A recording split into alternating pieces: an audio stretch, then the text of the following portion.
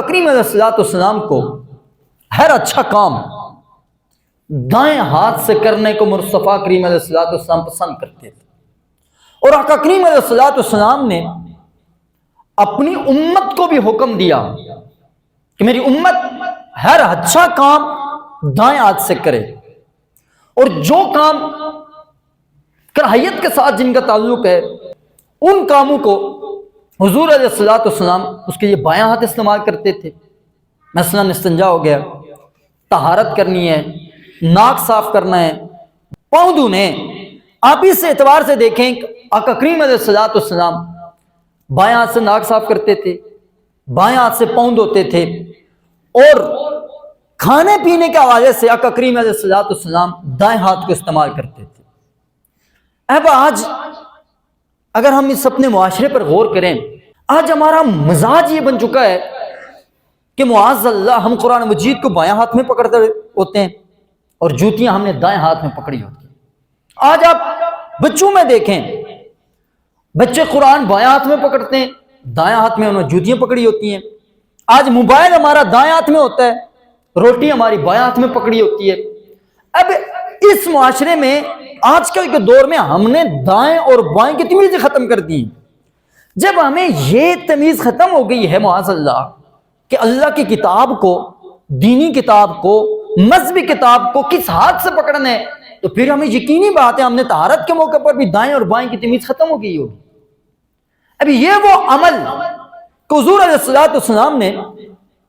فرمایا کہ حضرت ابو ہریرہ اس روایت کراوی میرے آقا نے فرمایا یاکل احدکم بیمینی، تم میں سے اگر کوئی شخص کھانا کھائے تو وہ دائیں ہاتھ سے کھانا کھائے، اور یشرب بیمینی، دائیں ہاتھ سے پیے، کسی کو کوئی چیز دو تو دائیں ہاتھ سے دو، اور اگر کوئی کسی سے کوئی چیز لے بھی تو وہ بھی دائیں ہاتھ سے لے۔ پھر میرے آقا نے فرمایا فَإِنَّ الشَّيْطَانَ يَأْكُلُ بِشِمَالِهِ، شیطان وہ بائیں ہاتھ سے کھاتا ہے، وَيَشْرَبُ بِشِمَالِهِ، وہ پیتا بھی بائیں ہاتھ سے ہے، اور وَيُؤْتِي بِشِمَالِهِ وَيَأْخُذُ بِشِمَالِهِ، شیطان لیتا بھی دیتا بھی سب کچھ بائیں ہاتھ سے کرتا ہے۔ تو مصطفیٰ کریم علیہ السلام نے اپنی امت کو فرمایا کہ میری امت ہر اچھے کام کو دائیں ہاتھ سے کرے، اس لیے کہ اگر میری امت بھی بائیں ہاتھ سے وہ کام کرے گی تو اپنے دشمن کو خوش کرے گی۔ جب ان کا دشمن خوش ہوتا ہے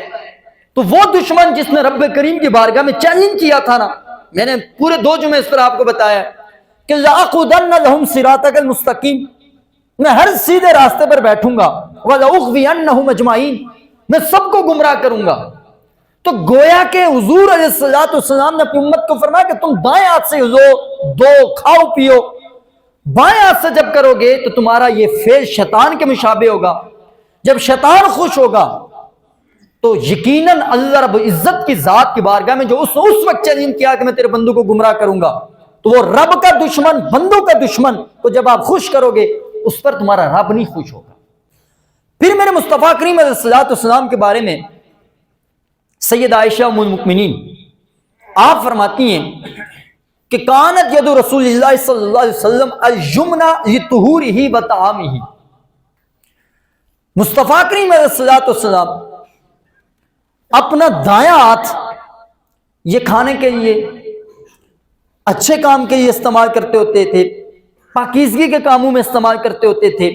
وَكَانَتْ يُسْرَ لِخَلَائِهِ وَمَا كَانَ مِنْ عَزَا، اور حضور علیہ السلام بایاں ہاتھ استنجے کے لیے استعمال کرتے ہوتے تھے، اور وہ کام جو کراہیت کے ساتھ جن کا تعلق ہے مصطفیٰ کریم علیہ السلام اپنے بائیں ہاتھ کو ان کاموں کے لیے استعمال کرتے ہوتے تھے۔ اب ذرا آپ احباب دیکھیے کہ آقا کریم علیہ السلام نے اپنی امت کو یہ تعلیم دی ہے۔ اب اس دائیں اور بائیں میں ہے تو دونوں اللہ کی طرف سے انسان کے ہاتھ ہیں، لیکن اسلام نے ان دونوں کے اندر بھی فرق رکھا ہے۔ پہلی بات تو یہ ہے، یہ جو دایاں ہاتھ ہے نا، دائیں، اس کے اندر تکریم ہے، اس کو بائیں پر فضیلت حاصل ہے کہ یہی ہاتھ جب بندہ اللہ اور اس کے رسول کی بارگاہ میں پیش کرتا ہے بیعت کے لیے، تو اللہ رب العزت کے ہاں بھی دایاں ہاتھ پیش کرتا ہے. تو گویا کہ اللہ رب العزت نے اپنے ایمان والوں بندوں کو اچھے کام کرنے کے لیے اپنے نبی کے ذریعے سے یہ تعلیم دی ہے کہ آپ اچھے کام کرو گے تو اس عظمت والے تکریم والے ہاتھ کا آپ نے استعمال کرنا ہے. اور اس سے بڑھ کر بھی جو بندہ مومن دنیا سے جائے گا قیامت برپا ہوگی تو ایک مومن بندے کو، جنتی بندے کو، کامیاب بندے کو جب اس کا نامہ اعمال پیش کیا جائے گا تو نیک لوگوں کو، جنتی لوگوں کو نامہ اعمال دائیں ہاتھ میں دیا جائے گا، اور پھر جو جہنمی لوگ ہوں گے ان کو بائیں ہاتھ میں یہ نامہ اعمال پیش کیا جائے گا. اس لیے یہ دایاں ہاتھ گویا کہ یہ وہ عظمت والا ہے کہ جب اللہ رب العزت کی طرف سے نیکیوں والے نامہ اعمال اسے پیش کیے جائیں گے تو اس کے لیے رب کریم نے اس دائیں ہاتھ کو پسند فرمایا ہے. یقینی بات ہے جس کام کا انتخاب رب نے فرمایا ہے، اب شیطان نے تو اس کی مخالفت کرنی ہے، بندوں سے بھی مخالفت کروانی ہے. تو یہ مخالفت کر کے بندہ حضور علیہ الصلوۃ والسلام کی ایک سنت سے بھی محروم ہوتا ہے، خیر و برکات سے بھی محروم ہوتا ہے، اور اپنے دشمن کو بھی خوش کرتا ہے. یہ سنت مفقود ہوتی گئی ہے. اور سب سے بہترین طریقہ کیا ہے سنت، تو کسی بھی سنت پر اگر آپ عمل کرنا چاہیں تو یہ والدین کی ذمہ داری ہے. میں یہ سمجھتا ہوں جب بچہ تربیت کے قابل، میں نے آپ کو بچوں کی تربیت کے حوالے سے بھی بتایا تھا، تو جب بچہ اس قابل ہو کہ اسے کھانے پینے کے لیے ہو تو سب سے پہلے ماں ہو، باپ ہو، جو بھی اس کو کوئی کھانے پلانے والا ہو، وہ اس بچے کو دائیں کی طرف کھلانے کی ترغیب تعلیم دے. بائیں ہاتھ سے کھانے میں اس میں ایک طرح سے تکبر بھی ہے، اور کچھ لوگ بطور تکبر بھی